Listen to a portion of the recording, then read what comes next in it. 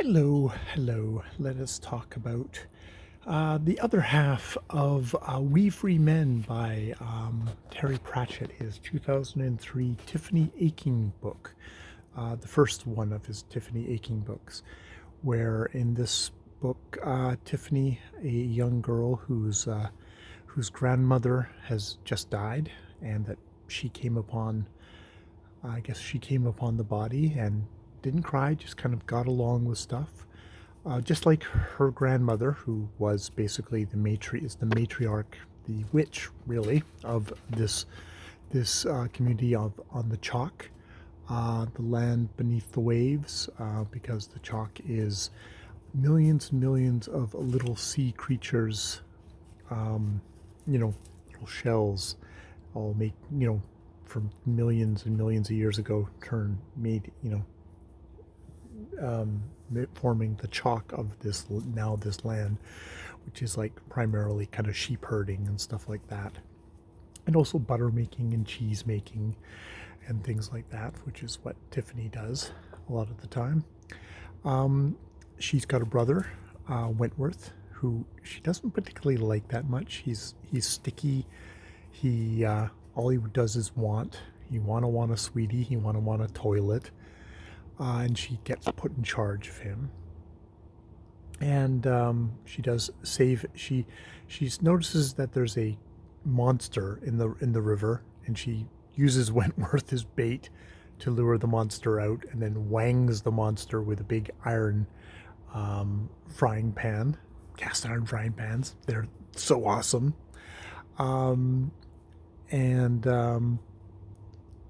But Wentworth gets snatched by the Queen of Fairyland, who has actually snatched the Baron's young son about a year earlier, and that particular disappearance was blamed on a little old lady, just a little old lady who didn't have any family left or anything of her own, squinted, smelt funny, who was then driven out of her home, which was burned down. Her cat was killed, and she made it through the summer and the fall and died exposure in the winter because no one would help her. And Tiffany feels really sad and guilty that she didn't kind of step up with that. Like, she knows if her granny had still been around, she would have made sure that nonsense like that didn't happen. But Wentworth has gone missing, and so she knows that she needs to go and help, needs to find out. Now, she's already encountered Miss Tick, who is a kind of a roving, kind of minor witch, who's kind of come to scout the area because it has been noticed that there is a new witch in this area and that Tiffany is it.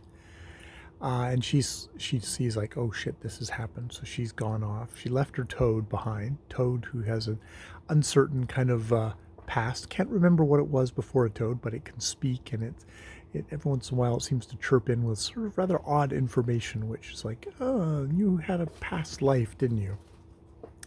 Luckily, she also has the help of the Macnac Feagle, who it turns out had a relationship with Granny Aching, as well, and she becomes Kelder of them because the old Kelder, the kind of the head of the clan, she dies, and before there needs to be someone interim that will take over while a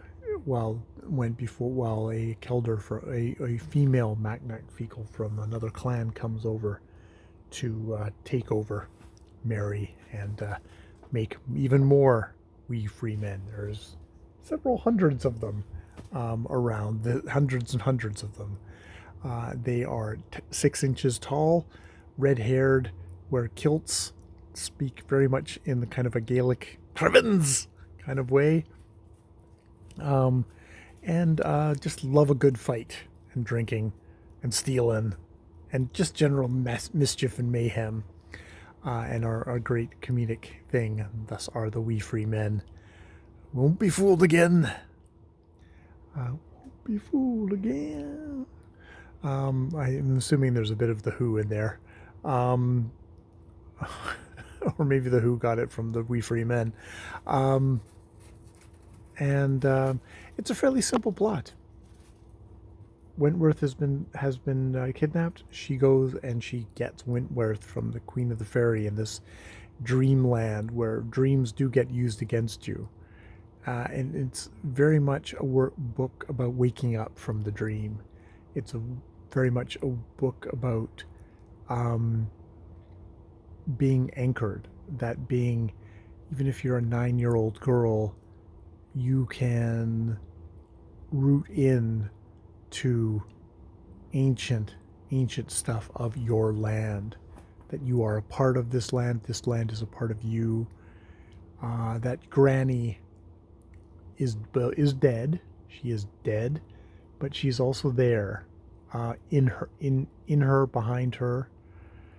Granny had two dogs, Thunder and Lightning, who are amazing sheepdogs, and perhaps maybe more, elementally more than that. And it's really impressive when that comes into play.